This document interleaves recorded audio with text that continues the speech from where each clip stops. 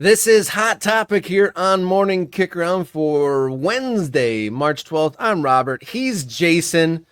By popular demand, we've been asked to dig into the Athletics kind of annual general manager survey. This is in the past. It's kind of become an every year thing. Paul Tenorio and the staff there at the Athletic, survey anonymously MLS executives, try to get some peek behind the curtain, see what people who are working in the higher chairs of the league are saying about the league that they work in. There's a bit to chew on. They kind of staggered this. Part one was kind of some superlatives, expectations, kind of some surface level stuff. But part two that came out more recently kind of dug into the juicier, much a little, juicier, little juicier. Some kind of discontent with the direction. Some talk of grand changes in the league came out. Where do you want to start with this GM survey here, Jason? Well, how about this? This is an ever-present topic around Major League Soccer right now.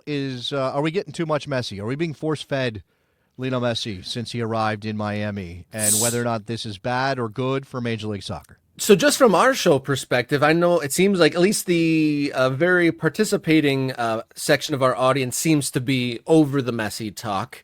And I've definitely seen that. I don't know if that's just the vocal minority of folks who like to respond on social media and on YouTube comments, or if that's a broader opinion. Well, I mean, I think there is a strong contrarian streak among MLS fans, and I think American soccer fans who were already bought in to the league didn't need Lionel Messi to show up to tell them that it's good and they should pay attention. And so when you see, especially if you're locally focused, and so many MLS fans care about their team. They don't care about the national picture. They don't care about the rest of the league. They care about Sporting Kansas City, Columbus, LAFC, Seattle, whoever it is that's their team. I mean, this is a problem for MLS, and we can get to that later in this survey. But when you have people who care about their team and all they see from Major League Soccer as an organization is Messi, Messi, Messi, when you go to MLS soccer.com and you see a giant picture of Lionel Messi and ask you to sign up for the Lionel Messi newsletter and you go, hey, can I get more Lionel Messi in your inbox? You're just like, that's enough. Enough Lionel Messi. As great as he is, right, we have other players. My team has players that should be celebrated, and there are stories that we should be telling about those things. So I kind of get it. Now, here's the quote. Some people say that Messi has gotten rammed down their throats. I just think, what else are they supposed to do? They're trying to capitalize on the biggest ever icon that's playing in the league. This is where I fall on this. Like, whoever this is, and this is anonymous, of course, that's where I'm at. It's like, yes, it gets to be a lot. Yes, it gets to be kind of annoying. It's ridiculous. And I feel for my colleagues in soccer media who work over there at Major League Soccer who are being asked, their editors Messi, are probably push Messi. It's not their fault, right? They're working for a living and they're being told, hey, this is what we're doing. And so again, you have the biggest name on the planet. He is probably who's more famous in the world than Lionel Messi, Robert? The Pope? There's a small handful, and within the athletic world, not many, if anyone. Yeah, and this is okay. This is obviously a knock-on effect. That's a problem, as Nate says. When clubs feel like they have to refund tickets because a specific player didn't take the field, there's an issue. Yep. Right. That's the other side of this marketing campaign. If you push Messi and Messi and Messi and Messi, and people buy inflated tickets because Messi's coming, and then he doesn't come. Okay. One CSO said that MLS saturates its fan with Messi content. Another said that giving Inter Miami certain financial concessions is a byproduct of bringing a player of his stature to a league. And so this is the idea that Miami is getting away with some things or getting some extra benefit, not just from Lionel Messi's presence in terms of marketing, but because they don't want Miami to stink while he is here. So anyway, this also speaks to the point of kind of how I feel about Major League Soccer in general, because most things in the world, I believe in balance. And then kind of with the way that the structures are there, it's like an imbalance. You know what I mean? Like the crown of Messi arriving kind of tips the balance over too much. So there's people trying to push down on the other side, whether it be through, PR or otherwise. You got to tip the scale to try to find some sort of a balance. And when someone kind of hears the league here and then, an alien drops in that's so far above in status and in Yeah. skill and accomplishment, it kind of maybe makes for some uncomfortable and unbalanced and uneven things like returning tickets to Yeah. visiting Yeah. stadiums. So this is good from Angus. What I call the Messi obsession syndrome is not good, a good outcome for the league. They need to broaden other players in namescape. Okay, I mean, obviously that's telling other stories, and I absolutely agree with that.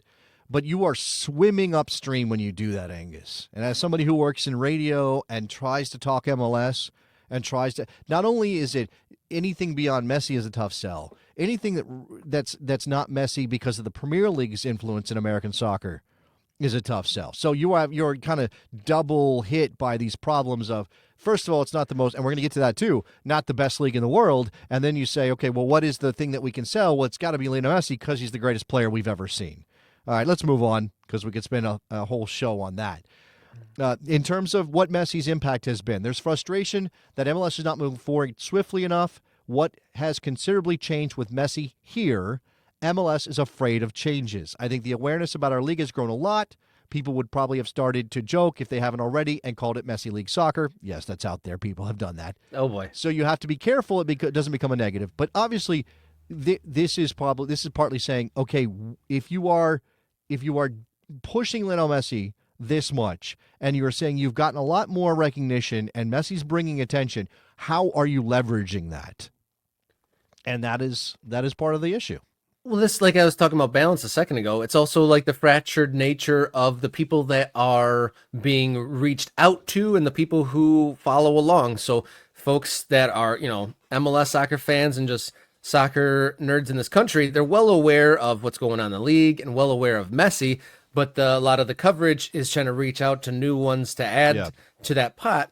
But also outside of American borders, I know that Major League Soccer comes up a lot more in English coverage. I mean, it has been more so just because of transfers, but Messi landing in Major League Soccer, it's a not as infrequent topic on, the big shows talking about the game overseas, especially in England. But again, and this is the catch-22 that MLS constantly finds itself is. And you can go back to 2007. Who are you trying to cater to, right? When Beckham arrived, you have a catch-22. You need to grab more attention. You have a name that can help you grab more attention. The only people that the big-time sports talk radio shows and television shows, the only people they'll talk about are the world-famous stars that they feel. Because, again, there's this idea of, like, if it's not the best in the world, we don't care about it. Mm-hmm. That's how Americans are. Yeah. Okay, let's move on. Other interesting topics here. The Athletic reported last October that MLS is considering a change to sync its calendar up with European leagues. The CSOs were nearly unanimous that this would be a positive for MLS. Wow. There was one GM who said he was not convinced it'll be good, but was hopeful it would be. And you can read the quote there.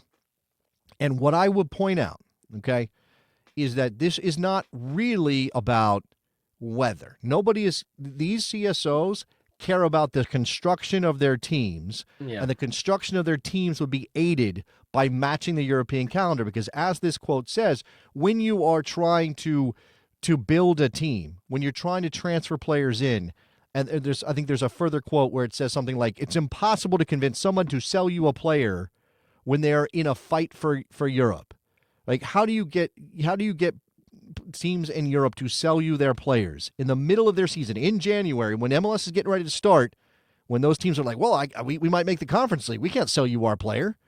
And if that's where MLS is going to be in relative terms to the world market for players, and we're not talking about necessarily always Premier League or top 5 leagues. We're talking about, the Belgian League and the Dutch League and things like that. When those players are within range for MLS purchases, but they can't pry them away because those clubs aren't willing to sell at that point in the year, that's why these CSOs love this idea. Of the big, boulders of, infrastructure issues with American soccer, the calendar is really the one I kind of just like stepped away from and kind of just let that float away into the ether of my mind. It's interesting that this is picking up so much steam now. And from a business perspective, there's going to be a clash here.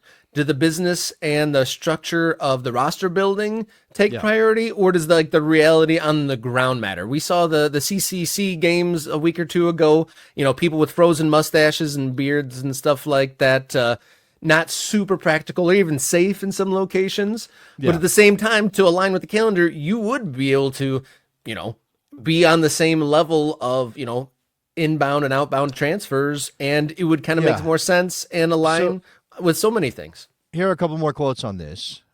This has been brought up a lot. For me, the biggest thing is our premier event, MLS Cup, at a time when we're not fighting football. So right now, the way the season plays out, MLS is basically going up against both college and pro football when they hold their biggest game. And that's tough to stand out, right? There's just not a lot of oxygen in the room when you've got the NFL and college football doing their thing. Now, if you flip the calendar over and now you're doing MLS Cup in, say, May, that might be better, right? Your only real competition. I mean, you could argue about the NBA playoffs, the NHL playoffs. Those are much lower level in terms of attention than football. Yeah.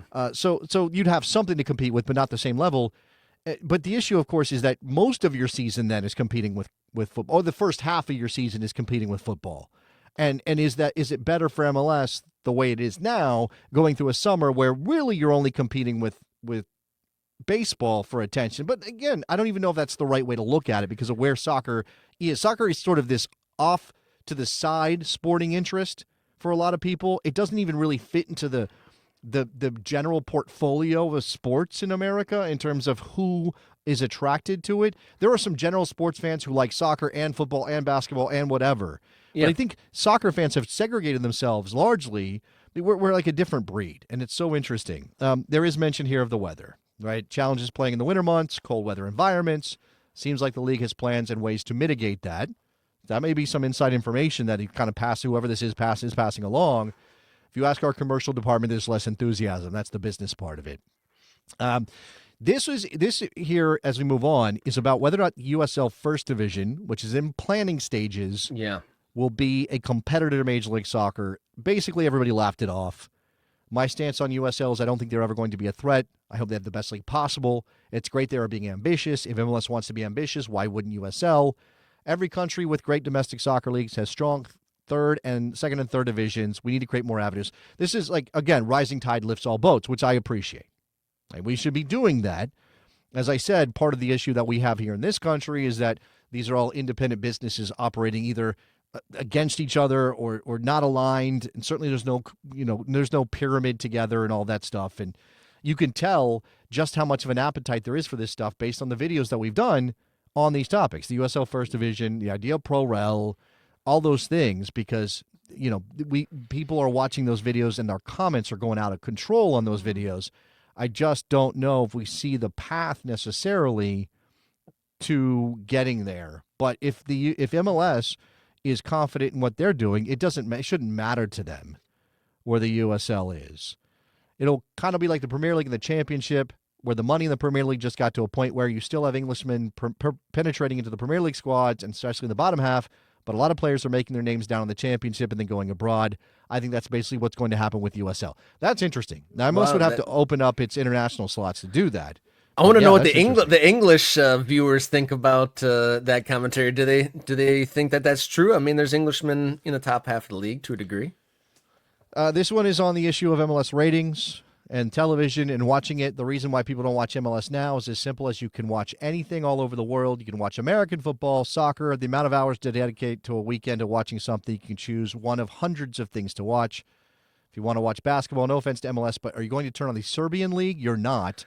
You're going to watch the best product. All right, so Serbian league taking some strays here. Of all the non-top 5 leagues, they picked the Serbian one, but I would say that's the case. I mean, what has always been the case with viewing for Major League Soccer? It seems like it's always kind of been in the 6-figure range. They very rarely does a Major League Soccer game, if ever, break the 1 million mark. It's usually somewhere in the 250,000 viewers. Right. Sort of there. And then for a big game on Fox, you might get 600,000. And that's been the case, since I recall following sort of ratings, since like 2012-ish or so. Yeah. So it leads me to believe that those are the hardcores, and there just isn't enough quality in the product for it to be a neutral viewing experience. So MLS viewers are going to watch their home team, and then there might be a select handful of MLS viewers that'll watch the game, not involving their home team, but just that quality just not there for it to be a mainstream neutral Yeah, I agree with that. spectator agree with sport that. or I attraction. also think, again, back to my point about soccer fans sort of segregating ourselves. Lots of people, if you are interested in watching the best league in the world, it's available here, and or the best leagues in the world, and we have now created habits and patterns as soccer fans. That means that what the soccer we watch happens early in the day Yeah. on the weekend. Mm-hmm. And by the time you get to 6:30, 7:30, 8:30, whatever it is, when MLS is happening, people are like, no, I got others. I've already watched my soccer. My quota is filled. I'm done with soccer for the day. Now, maybe some people still work in their other sports or whatever. Obviously, football season complicates this for people who. But then again, you can still be a soccer fan and a football fan because you watch soccer in the morning and you watch football in the evening, whatever it is. Or you watch a Premier League game on a Saturday morning, go straight into a college football game. I mean, this is always going to be a problem for MLS. Because of that, because it wasn't established enough before all this stuff was available to create the habits for sports fans that, hey, this is when I watch soccer in the evening. People don't watch soccer in the evening, at least not big numbers. And then this is obviously tied into it. The Apple television deal, Robert. Yeah. One common theme from GMs, the Apple TV deal is proving to be too much of a barrier for new fans. Change the format, change the salary cap, allow us to bring more attractive players, but they also have to in the deal with Apple. It's bad for the fans. I saw this picked up by That's Alpha very announcing. strong words. Even with anonymity, I'm surprised they speak so strongly about this. Yeah, well, I mean that they know that they're anonymous. There were some questions they begged off on, but this one was not one of them. This got picked up by Awful announcing. MLS Execs says MLS must end Apple TV deal. Yeah. Here's another comment. I think we have to be on more linear outlets. We have to be on ABC, NBC, Fox more regularly. I think a lot more people watched our games when we were in that space. Again, not millions of people, though, as you pointed out, Rob. No. Right? So MLS was banging its head against a brick wall, trying to break through, and unable to do so for 25 years or whatever, more than that. And they eventually said, okay, you know what? We need a different path. And do we know it's going to work? No, probably. We don't know. We hope that it's going to work, and we're taking a risk on going to a platform like Apple. And again, going sort of everybody buys the same platform. Doesn't matter where you are. We're not selling individual rights deals across the globe, which you could do. We are going to stick. We're going to stick with one platform.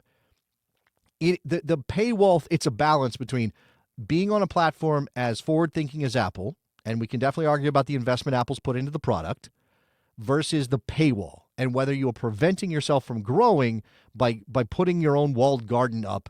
And if you're not already inside, how do you even know it exists? How do you know it's there, Robert?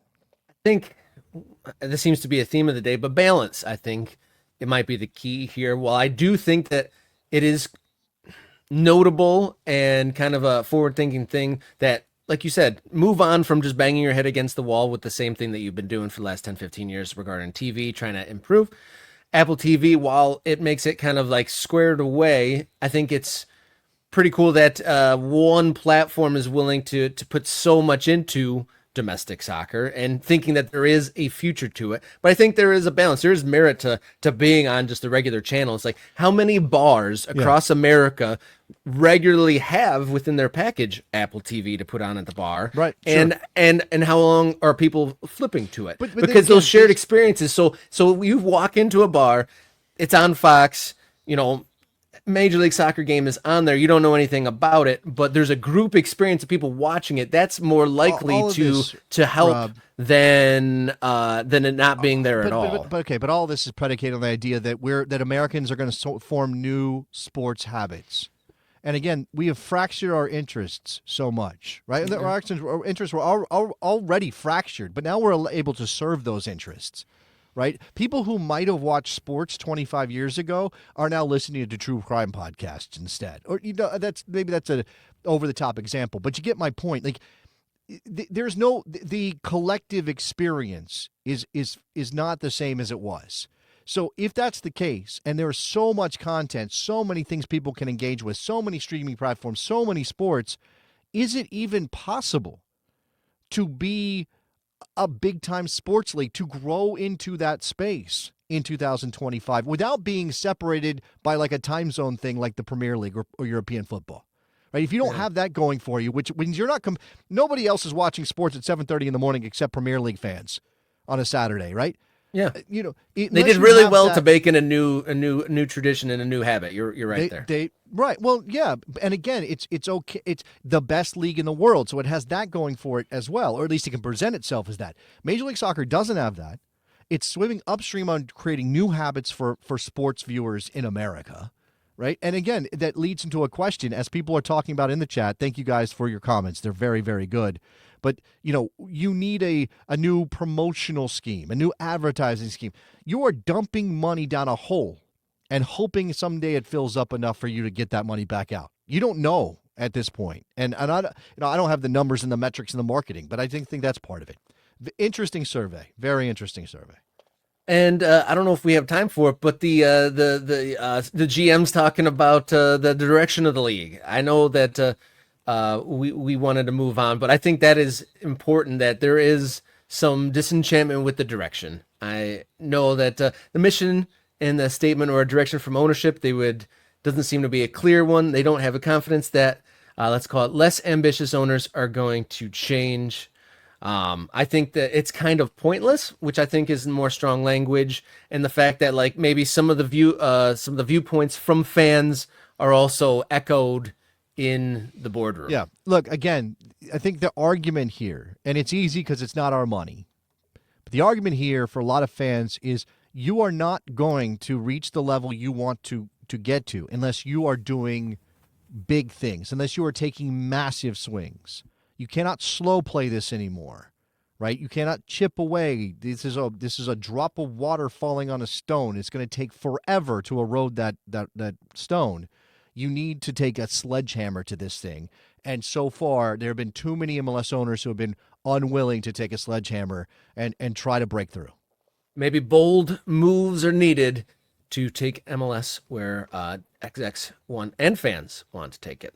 If you haven't subscribed already, Morning Kick Around on YouTube.com. Be the next to join the MK Ultras. Write us a note. morningkickaround@gmail.com is the way to write us a letter. And follow along on social media at MKickaround on X, Instagram, and Blue Sky. And if you get some dollars you'd like to support the show with, ko-fi.com/morningkickaround.